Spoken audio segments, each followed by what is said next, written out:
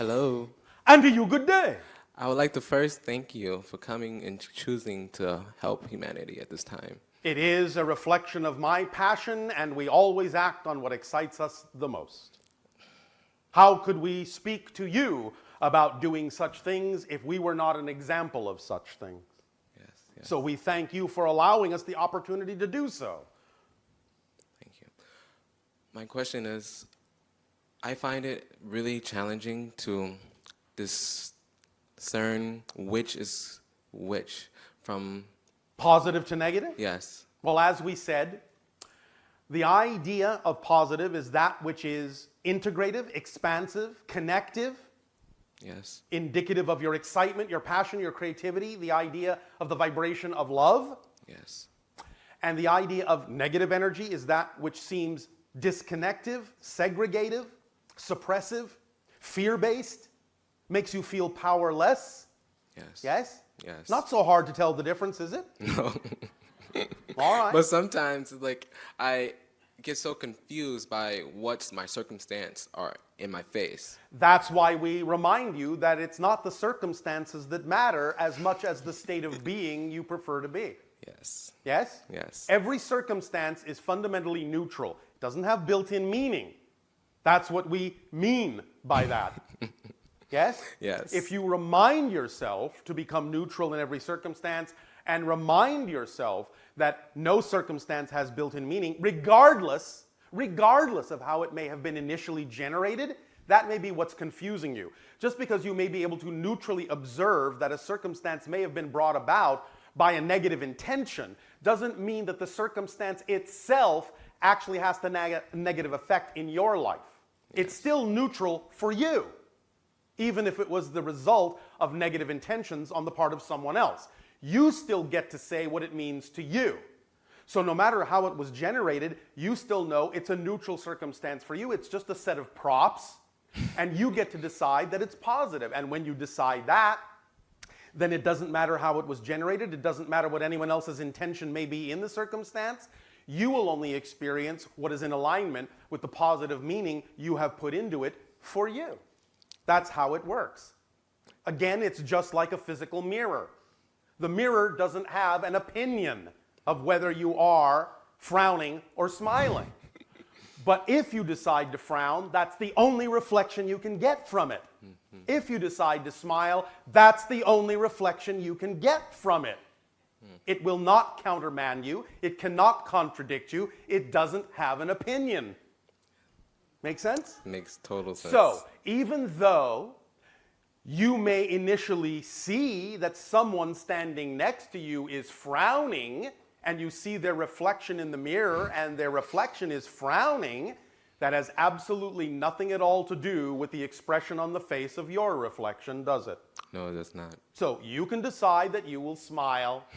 They may get a little annoyed that you're smiling while they're frowning, but that's all right because that simply reveals their issue, not yours. Yes. They may resent, as is quite common on your planet, something that you're radiating that they believe they are incapable of experiencing for themselves. And because they see an example in you of something they are afraid they can't do, they will project that fear on you as a resentment. Do you understand? Yes. But the more you smile, the less they will be able to resist to smile themselves. They will see the joke, the cosmic joke, in the idea of their negativity, and eventually, maybe not right away, but eventually they'll get the joke. Not that they have to. You understand? Yes. But at least if you stay in the positive state, you're functioning as an example for them in their lives that at least they have this as a choice, even if they don't choose it. Yes. Yes? Yes. Otherwise, if you just stay in a state of negativity and confusion, then all you're doing is adding to their frown. Yes? Yes. Does this help? That's help. So what this comes down to for you, in order not to experience confusion in the negative sense, of course, is clarity of definition, how you define things. Even the word you're using, confusion, can be positively defined as co-fusion. You're looking at what may appear to be contradictory ideas and attempting to fuse them together, co-fuse them. At first, because of definitions that you may be holding on to, it may seem impossible to fuse them together, to see how they are connected. But when you clear up your own definitions, they will co-fuse and there will be no confusion from that point. Thank you. Does that make sense? Yes. Does this help you? Yes. Is this sufficient, or is there some other thing you would like to discuss about this for further clarity? I'm good. Thank you. Oh, all right. I love you. Our love to you as well.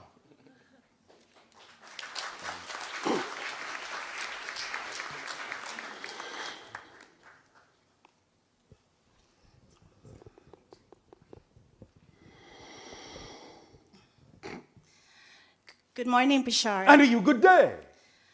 I'm so nervous. Nervous? I wasn't paying Did you mean attention. excited? Well, I am excited. My question was, Yes. I've been thinking about it all night. Yes. And I said, well, if there's an answer, this is the There right is place. always an answer. Where the answer may come from may be up for grabs, but there's always an answer. The very fact that you can conceive of a question means there must be an answer. Because the question is simply another side of the same coin. The answer's on the other side of the same coin. All you have to do when you see the question mark is know that it can be straightened out into an exclamation point. True. You would not have been able to conceive of a question if you didn't know that there was an answer. True. So the answer is within you somewhere. Let's see if we can coax it out, yes? Okay, thank you. So what's your question? In 2012, there was a total eclipse over Mount Shasta, and it was my first connection with the universe. That there was a lady there that she That also... was not your first connection with the universe, but go ahead anyway. Okay, I thought it was. But anyways, the lady was doing channeling, and she came over and she said that she had a message for me from the universe. And that was what? And that if I knew that I was a mother of feminine energy from my planet, and I had these visions where I see a bunch of females surrounding me, and I was like their queen. All right. And so... you understand that what you perceived are just different aspects of your own energy, yes? I think so. All right. So the idea is to take command of all the different aspects of your own being and bring them into balance, yes? Yes. All right. And also that I came in this planet, this is my second time here. And Well, again, that's in a sense kind of a misunderstanding, but go ahead. okay. She said that I was supposed to be here. I came in to help the feminine energies Well, from of my course planet. you're supposed to be here because you chose to be. Yes, I did. That's what that means. That's all it means. Okay. You chose to be here because you wanted to be part of the party of the transformation going on at this time. That's what supposed to be here means. Okay. You understand? Thank you. Yes. All right. Anyways, she said that the universe is going to start sending me the females, feminine energies that are from my planets. When you allow yourself to become balanced with all of these aspects of yourself, you will see reflections of that in your physical reality. Okay. Yes?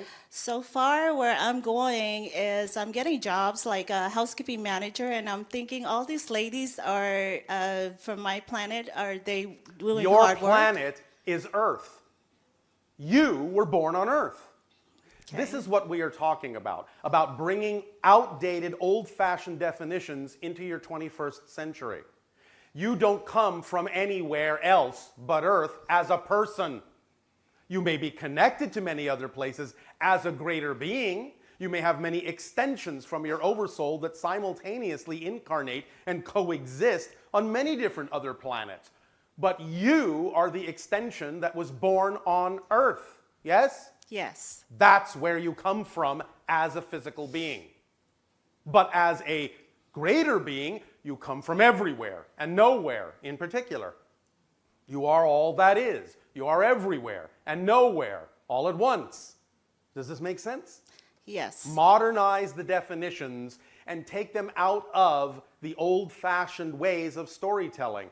It's time to start telling yourself the stories in a new way that brings clearer understanding of the mechanisms that underlie the experiences that you're having. I'm not denying you the ability to have the experience that you may come from another planet. I'm not denying you the ability to have the experience of reincarnation. But the idea is that's just a perspective that you've created in order to have a particular experience. And the definition of an experience is not the same thing as the definition of the mechanism that you are using to create the experience, which is an illusion. Does that make sense? Yes. The experience you're having from the illusion you're creating is real. The experience is real that you're getting out of it. But the circumstances, as you're defining them, in a sense, is an illusion created to give you the experience, the reality of the experience, because that's the perspective from which you need to see it in order to understand it at this point. But we are encouraging you to begin to have a greater understanding of these things so that you can understand that everything exists all at once, and that when you say, "Do I come from another planet?" you will instantly realize that that is a kind of nonsensical question because everything exists at the same time. So if every single being, in what you call the past, in what you call the present, and in what you call the future, all exist right now, how can you, the person, ever actually have been or ever be another person that already exists and has their own life right now? The only way that you can have that experience is if everyone exists all at once, no matter what time frame you think they exist in, and from this life, from this version of you, you make connections, you create cross connections energetically, informationally, to download from their lives and their experiences what you believe you need to help you, guide you in this life, just as they are doing by connecting to your life and drawing from it whatever experiences they may need that might be relevant for their life experience. But all this is going on at the same time, like some gigantic version of an interdimensional internet. Does that make sense? Yes. All right, so allow yourself, encourage yourself to modernize the way you see these things, and it will bring greater understanding that will allow you to answer these questions on your own. Okay. Make sense? Yes. So look at a lot of this stuff metaphorically, symbolically, and understand the meaning for you that you've put into those symbols so that you can really extract the essence out of the symbols that your mind may need to make sense out of something, but go beyond that and have deeper understanding from the higher mind, non-physical point of view about what's actually happening to create the sensation of the experience that you're having. Does this make sense? Yes. All right. So also like there's the Pleiadians and Yes. the Sirius. Yes. Those are different planets, right? Well, you're talking about the idea of planets within different star systems, yes. Yes. So what star system planet do I come from? Didn't hear a word we said. I Did not did. hear a word we said. You What said this planet Earth. do you come from? Earth. You come from Earth. Yes, you may have energetic, higher spiritual oversoul connections to other incarnations in the Pleiades, in the Sirius systems, going on right now. You, as a person asking the question, come from Earth. Okay. Does that make sense now? Got it. All right. Thank you so much. Does this help you? Yes. All right. Thank you. Okay.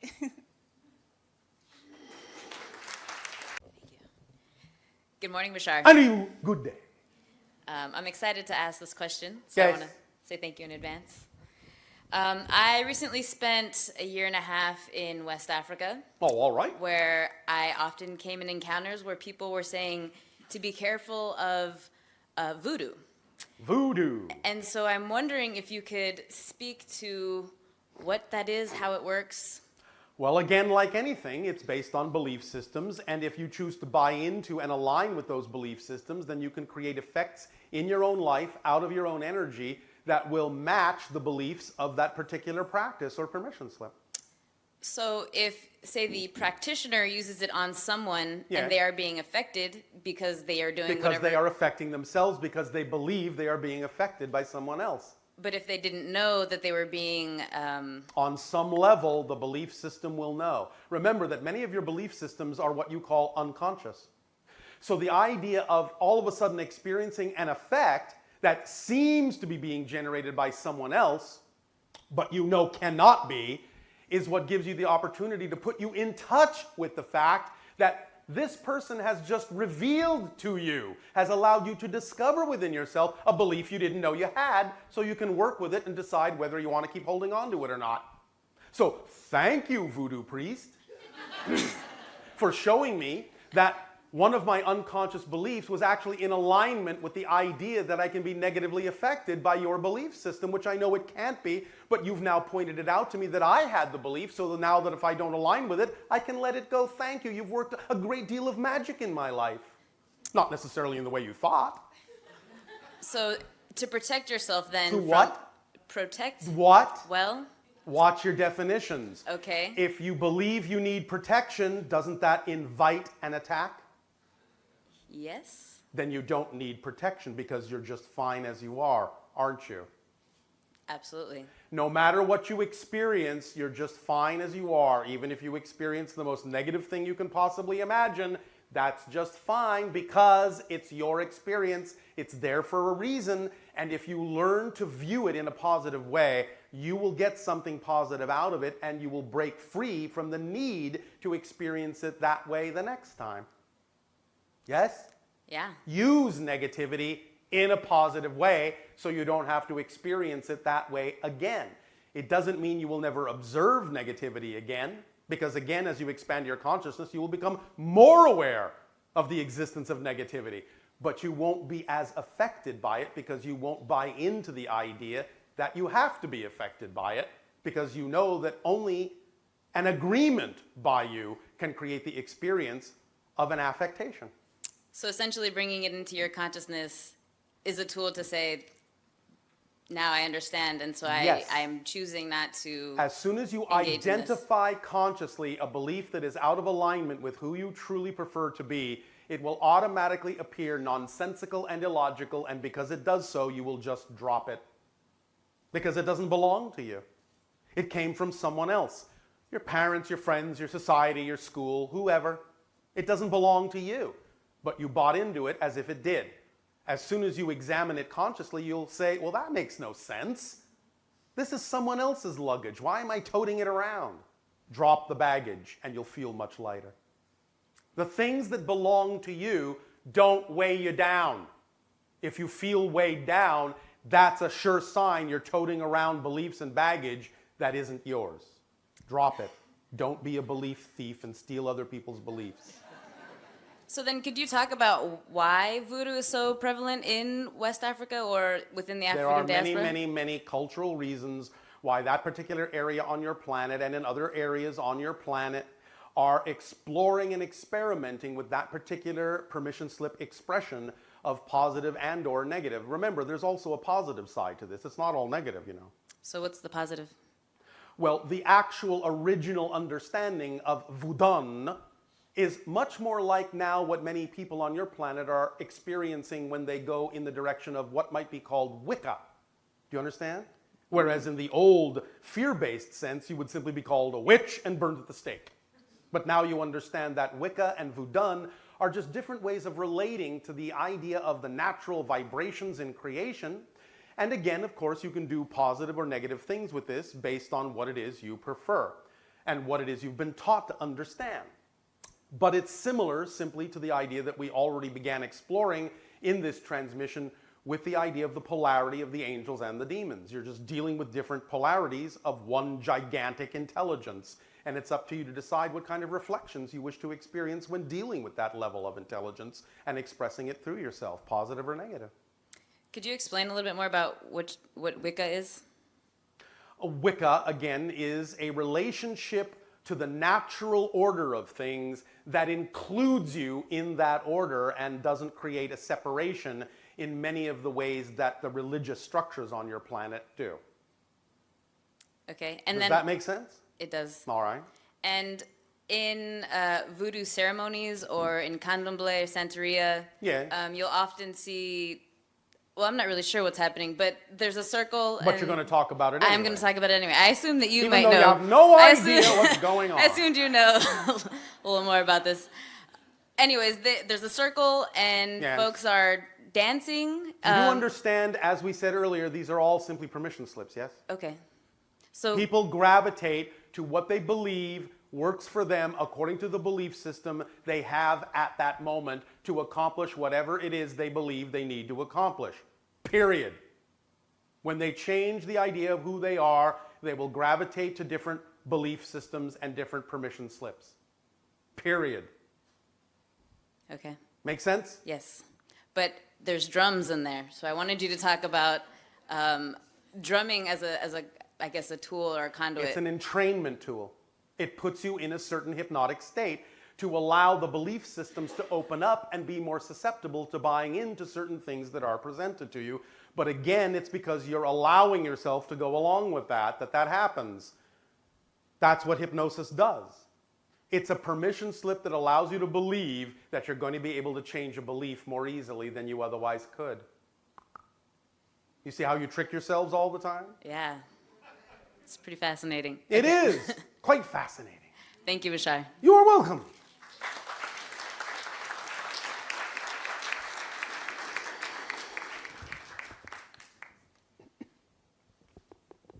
Hello, Bashar. And a you good day. Thank you for your presence and your wisdom. And yours as well, that we are allowed to reflect back to you all. Thank you. So I have questions on belief systems. Yes. This conversation has been wonderful. Oh, all so, my question is how to optimize letting go of belief systems. I just told you. I realize that. And Yet you asked the question anyway. Yes, because what I experience Yes. is that I will think that I have let go of a belief system. And then you may have let go of a negative belief, but if it's only a tertiary or secondary belief and not the actual foundational one, the behavior will remain. The experience will remain. But when you find the fundamental underlying core negative belief, all the secondary and tertiary ones that may be attached to it will dissolve as well once you let the fundamental one go. And So, if you find that nothing has changed within you and your behavior is still the same, that means you have to dig deeper. You have to look deeper and not be afraid to find out what that real, true, core, fundamental negative belief might actually be. You have to be willing to identify it. You have to be willing to know what it is consciously. Many people avoid that because they have another belief that says if you go down there looking and you're going to look for that negative fear belief, maybe when you get there you'll find out that it's not just a belief, it's actually true about you, that you're really a worthless person. So don't go looking there. Stay here where it's safe with us. And it may nag at you from time to time, but your negative beliefs will always be there to pull you back to the safety zone so that they can perpetuate that negative belief as long as they possibly can. But when you know it's all just a belief, you will never be afraid to dive as deep as you can and find out what that fundamental belief is that isn't working for you and finally let it go, because you have the skeleton key that says that no matter how real it seems, no matter how true it might seem because of the belief I'm holding on to, I know for a fact it will never actually be empirically true. For example, that I am really unworthy, because I know that if I was really unworthy, I wouldn't exist, because creation doesn't make mistakes. And if I am here, creation must need me to be here, because without me, it wouldn't be all that is. And therefore, if creation deems that I must exist in order for it to exist as all that is, I must also be worthy of that existence, or I wouldn't exist. So if I know that, going into my deep dive, I will never fear what I find, because what I find will only be a belief. No matter how terrifying it may seem, it will never actually be true on the negative side. It will just be a belief. And once I know that, you will never be afraid to find out what that foundational belief is. You will go as deep as you need to find it, identify it, let it go. Is this making some sense? Yes. Is this answering your question? It Or is is. there some other direction you wanted to take? I would like to go further. All right. So I would like to know how to do that deep dive, if you will, with more efficiency and effectiveness, because it doesn't Well, I occur just to... really gave you the key, which is you have to have the willingness to do so. And the willingness to do so comes with the knowledge that it will never be empirically true, no matter how horrifying it may seem. You have to know that to be true. Do you prefer to know that that's true? It occurs to me that I don't have fear of the beliefs. It's that they arise occasionally, and I didn't even know that they were there, but apparently Of they course, are that's there. how it works. Exactly. So how do I be more efficient and effective at By finding acting on them? your highest excitement every moment that you can, with absolutely zero assumption as to what the outcome will be. Because when you act on the three-part formula of excitement that we just gave you, act on it, the most exciting thing compared to anything else at this moment, no matter what it is, to the best of your ability, till you can act on it no further, with zero insistence on the outcome or how you think you should go somewhere or get there or what should happen, zero insistence or assumption. You're using the formula appropriately, and when you use the three-part formula, you open up excitement as a complete kit. The complete kit of excitement contains that which supports you in all the ways you need to be supported to continue to grow in your excitement. It becomes the driving engine that promotes the growth and motivates you forward. It becomes the organizing principle that allows you to experience through synchronicity all the things you need to act on in proper place and time, in proper order. It becomes the path that connects to all other expressions of excitement. No matter what form they may come in, it becomes the path of least resistance in your life. And it allows you to experience excitement as a reflective mirror that reflects to you anything within you you may be unaware of that is out of alignment with your excitement, so that you can identify it, let it go, and add that energy to your excitement and continue to expand. But you see, acting on your excitement is one of the things that actually most efficiently points out to you what is out of alignment with that excitement. Make sense? Yes. So the most efficient way is by acting on your highest excitement to the best of your ability with zero insistence on the outcome, so that you can open up excitement as the complete kit, which becomes the support that you need. It becomes the driving engine of your life. It becomes the organizing principle of your life. It becomes the path of least resistance in your life. It becomes the path that connects to all other excitement and expressions in your life. And it becomes the mirror that reflects what is out of alignment, so you can bring it back into alignment with the rest of your excitement and expand from there. That's the tool. That's it. It's that simple. You have to keep using it. And in any situation where you find yourself feeling something that seems out of alignment with who you prefer to be, stop, neutralize the circumstance, and say, what would I have to believe is true about myself in relation to this situation that I would feel the way I do? Because all feelings are secondary to something you believe to be true first. You can't have an emotional response if you don't have a definition first. You understand? Yes. So if you have an emotional feeling, that means you have to have a definition that generates that feeling. Feelings cannot exist in a vacuum without a definition first. Does that make sense to you? Yes, very much. So Is this helping? anywhere where we have an emotional response out of alignment to self, that's the place. You where will the have an belief is. uncomfortable feeling. Yeah, thank you. And that tells you you have a definition that's out of alignment with your truth somewhere. And all you have to do is be willing to hear the answer when you ask the question, what would I have to believe is true about myself in relation to this circumstance in order to feel the way I do? What's the definition causing this feeling? And if you are willing to hear the answer, then something in your life will tell you the answer. It'll be through synchronicity. It'll just be an inspiration in your head. It might come in a dream. There are many, many ways the answer might come. As long as you're willing to hear it, you'll hear it. Excellent, thank you. All right, you're welcome. May I ask one more question? That was a question. So, You want to here's ask the another second one? question. Yes, please.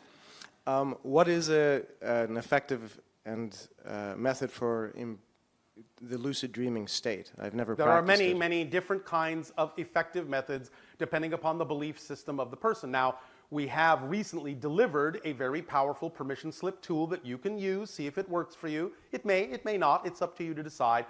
But in a relatively recent transmission called The Awakening, we gave a very specific lucid dream tool. So take advantage of the information we've already delivered. Thank you. And go from there. Brilliant. Thank you, Bashar. You're welcome.